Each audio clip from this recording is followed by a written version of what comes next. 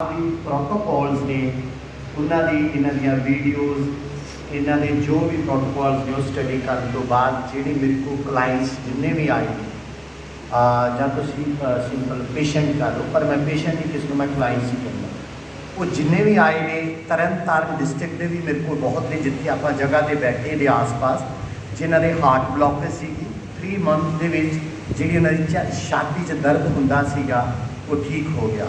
High blood pressure ਸੀ 10 days ਦੇ ਵਿੱਚ ਠੀਕ ਹੋਏ। ਜਿਹੜੇ ਡਾਇਬਟਿਕ ਪੇਸ਼ੈਂਟ ਸੀਗੇ ਮੇਰੇ ਕੋਲ ਚਬਾਲ ਤੋਂ ਬਹੁਤ ਨੇ ਜਸਵੀਰ ਸਿੰਘ ਉਹਨਾਂ ਨਾਲ ਹਾਰਟ ਦੀ ਪ੍ਰੋਬਲਮ ਸੀ ਨਾਲ ਉਹਨਾਂ ਨੂੰ ਡਾਇਬਟਿਕ ਸੀਗੇ ਸ਼ੂਗਰ ਦੀ ਉਹ 3-4 ਗੋਲੀਆਂ ਖਾਂਦੇ ਸੀ। ਉਹਨਾਂ ਦੇ ਦੇਖ ਲਓ ਕਿ ਕਰੀਬਨ 4 ਤੋਂ 5 ਦਿਨ ਦੇ ਵਿੱਚ ਉਹਨਾਂ ਦੀ ਜਿਹੜੀ ਸ਼ੂਗਰ ਦੀ ਦਵਾਈ ਸੀ ਬਿਲਕੁਲ ਬੰਦ ਹੋ ਗਈ ਤੇ ਜਿਹੜੀ ਉਹਨਾਂ ਨੂੰ ਹਾਰਟ ਦੀ ਪ੍ਰੋਬਲਮ ਸੀ ਉਹ ਕਰੀਬਨ ਉਹਨਾਂ ਨੂੰ 3 ਮਹੀਨੇ ਲੱਗੇ। ਹੁਣ ਉਹ ਆਪਣੇ ਡਾਕਟਰ ਸਾਹਿਬ ਜਿਨ੍ਹਾਂ ਨੂੰ ਦਿਖਾਉਂਦੇ ਸੀਗੇ ਰੂਟੀਨ ਦੇ ਵਿੱਚ ਹਾਰਟ ਸਪੈਸ਼ਲਿਸਟ ਨੂੰ ਉਹਨਾਂ ਕੋਲ ਗਏ ਤੇ ਉਹਨਾਂ ਨੇ ਦਵਾਈ ਪਹਿਲੇ ਦਿਨ ਤੋਂ ਹੀ ਬੰਦ ਕਰ ਦਿੱਤੀ ਸੀ।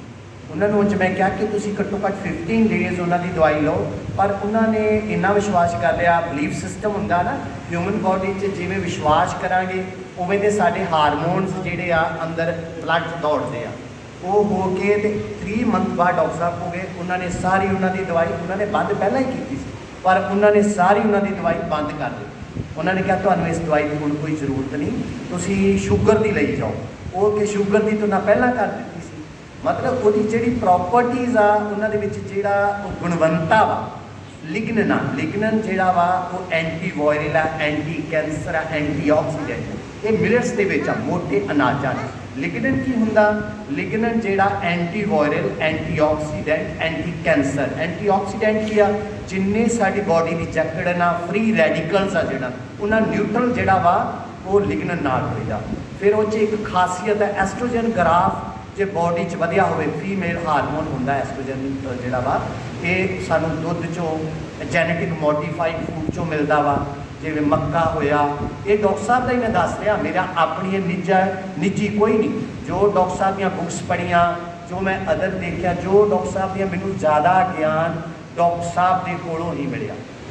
ਵੱਖਰੀ ਗੱਲ ਹੈ ਕਿ ਮਿਲੇ ਪਹਿਲੀ ਵਾਰ ਆ ਪਰ ਮੈਂ ਇਹਨਾਂ ਦਾ ਬਹੁਤ ਧੰਨਵਾਦ ਕਰਦਾ ਕਿ ਅੱਜ ਇਹਨਾਂ ਦੇ ਦਰਸ਼ਨ ਹੋਏ ਆ ਮੈਨੂੰ ਤੇ ਮੈਂ ਬਹੁਤ ਐਕਸਾਈਟਡ ਵੀ ਕਿ ਮੈਂ ਸ਼ਬਦਾਂ ਦੇ ਨਾਲ ਇਹਨਾਂ ਦੀ ਮਤਲਬ ਗੁਣ ਜਿਹੜੇ ਆ ਉਜਾਗਰ ਨਹੀਂ ਕਰ ਸਕਦਾ ਕਿ ਇੰਨੇ ਸਿੰਪਲ ਬਣੇ ਨੇ ਔਰ ਕੱਦ ਬੁੱਧ ਇਹਨਾਂ ਦਾ ਇੰਨਾ ਉੱਚਾ ਹੈਗਾ ਵਰਲਡ ਲੈਵਲ ਤੇ ਮੈਨ ਆਫ ਦਾ ਮਿਲਟਸ ਤੇ ਉਹਦੇ ਵਿੱਚ ਮੈਂ ਤੁਹਾਨੂੰ ਅਨੇਕਾਂ ਵਿਅਕਤੀਆਂ ਦੇ ਜਿਹਨੇ ਮੇਰੇ ਕੋਲ ਫੋਨ ਹੈਗੇ ਨੇ ਜਿਹੜੇ ਵਿਅਕਤੀ ਕਹਿਣਗੇ ਕਿ ਅਸੀਂ ਕੋਈ ਦਵਾਈ ਨਹੀਂ ਖਾਂਦੇ ਔਰ ਕਾਹਦੇ ਨਾਲ ਬਸ ਇੱਕ ਆ ਉਹਨਾਂ ਨੂੰ ਕੁਝ ਜੀਵਨ ਜਾਂਚ ਵੀ ਸਾਨੂੰ ਦੱਸਣੀ ਪੈਂਦੀ ਬੇਸ਼ੱਕ ਉਹ ਵੱਡੀ ਉਮਰ ਦੇ ਵੀ ਹੋਣ।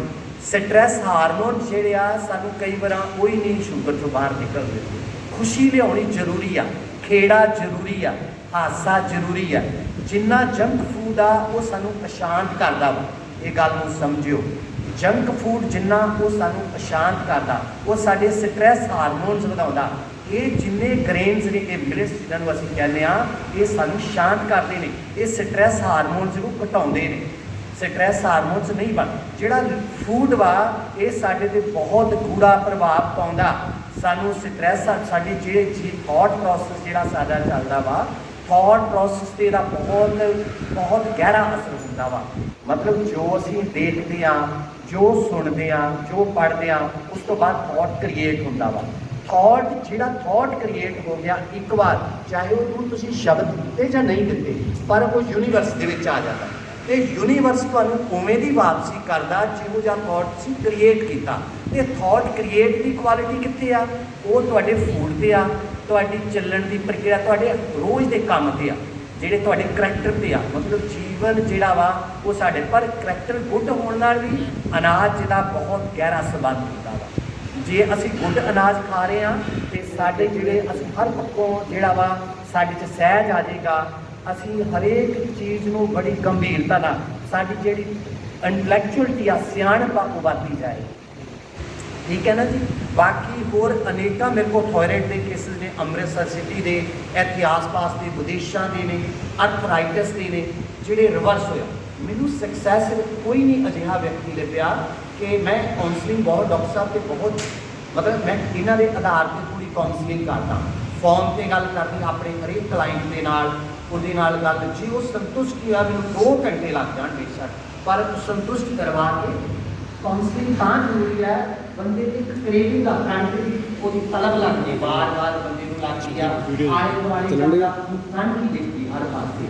ਪਰ ਕਣਕ ਜਿਹੜੀ ਆ, ਇਹ ਜਿਹੜੀ ਕਣਕ ਵਾ ਕੇ ਆਪਾਂ ਸਭ ਜਾਣਦੇ ਆ 1950 ਤੋਂ ਬਾਅਦ ਜੈਨੇਟਿਕ ਮੋਡੀਫਾਈਡ ਕਣਕ ਆ।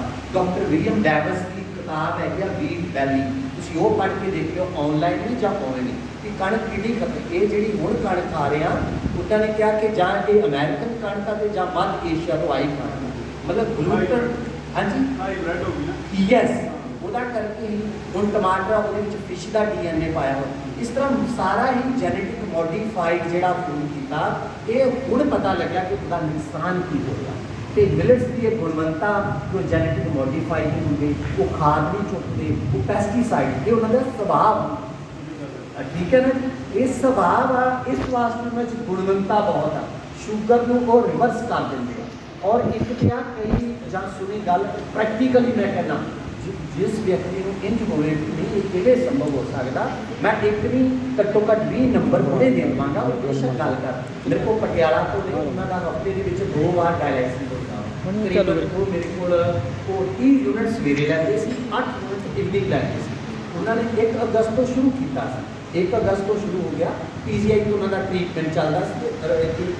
ਪਟਿਆਲਾ ਦੇ ਵਿੱਚ ਉਹਨਾਂ ਦਾ ਟਵਾਈਸ 2 ਹਫ਼ਤੇ 'ਚ 2 ਵਾਰ ਡਾਇਲੈਸਿਸ ਹੁੰਦਾ। ਤੇ ਉਹਨਾਂ ਨੇ ਮੈਨੂੰ ਕਿਹਾ, ਡਾਕਟਰ ਸਾਹਿਬ ਮੈਨੂੰ PGI ਦੇ ਡਾਕਟਰ ਸਾਹਿਬ ਬਹੁਤ ਡਰਾਉਂਦੇ ਨੇ, ਮੈਂ ਕੀ ਕਰਾਂ? ਮੈਂ ਕਿਹਾ ਮੈਨੂੰ ਉਮੀਦ ਹੈ ਕਿ ਤੁਹਾਡਾ ਇੰਸੂਲਿਨ ਪਾ ਕੇ ਸਾਰਾ ਉਹਨਾਂ ਨੂੰ ਸ਼ੂਗਰ ਤੋਂ ਹੀ ਕੌਮੀ, ਜਿਹੜੀਆਂ ਕਿਡਨੀ ਉਹਨਾਂ ਦੇ ਫੇਲੀਅਰ 'ਚ ਗਏ ਨੇ, ਮਤਲਬ ਉਹਦਾ ਨੁਕਸਾਨ ਹੋਇਆ, ਉਹ ਸਭ ਸ਼ੂਗਰ ਤੋਂ ਹੋਇਆ। ਅੱਛਾ ਠੀਕ ਹੈ ਜੀ। ਉਹਨਾਂ ਨੇ 1 ਅਗਸਤ ਤੋਂ ਸ਼ੁਰੂ ਕੀਤੀ, 10 ਅਗਸਤ ਤੱਕ ਉਹਨਾਂ ਦਾ ਇੰਸੂਲਿਨ ਸਵੇਰ ਵਾਲਾ ਸ਼ਾਮ ਵਾਲਾ ਸਾਰਾ ਬੰਦ ਹੋਇਆ। ਅੱਜ ਦੇਖ ਲਓ ਕਿੰਨੀ ਦੇਰ ਹੋ ਗਿਆ ਸਮਾਂ, ਅੱਜ ਤੱਕ ਉਹਨਾਂ ਇੰਸੂਲਿਨ, ਮਤਲਬ ਇਹੋ ਜਿਹੀਆਂ ਅਨੇਕਾਂ ਉਦਾਹਰਨਾਂ ਨੇ ਵਿਦੇਸ਼ ਦੀਆਂ ਤੇ ਇੱਥੇ ਦੀਆਂ। ਸੋ ਆਪਾਂ ਥੋੜਾ ਆਪਣਾ ਧਿਆਨ ਇੱਧਰ ਲਗਾਵਾਂਗੇ ਮਿਲਟਸ ਵੱਲ। ਇੱਧਰ ਇਕੱਲਾ ਸ਼ੂਗਰ ਨਹੀਂ, ਤੁਹਾਡਾ ਬੋਡੀ ਵੇਟ, ਤੁਹਾਡਾ ਭਾਰ ਘਟੇਗਾ। ਜਿੰਨੀ ਤੁਹਾਡੀ ਕੱਦ ਦੇ ਮੁਤਾਬਕ ਤੁਹਾਨੂੰ ਭਾਰ ਚਾਹੀਦਾ, ਬੋਡੀ ਨੂੰ ਉਨਾ ਬੋਡੀ ਰੱਖੇਗੀ, ਬਾਕੀ ਬਾਹਰੋਂ ਕਰ ਦੇਗੀ। ਠੀਕ ਹੈ ਨਾ ਜੀ। ਚਲੋ ਠੀਕ ਹੈ, ਡਾਕਟਰ ਸਾਹਿਬ ਨੇ ਹੁਣ ਚਾਹਤਾ ਫਿਰ ਗੱਲ ਕਰ ਓਕੇ ਜੀ। ਸਾਰਿਆਂ ਨੂੰ ਸਤਿ ਸ਼੍ਰੀ ਅਕਾਲ।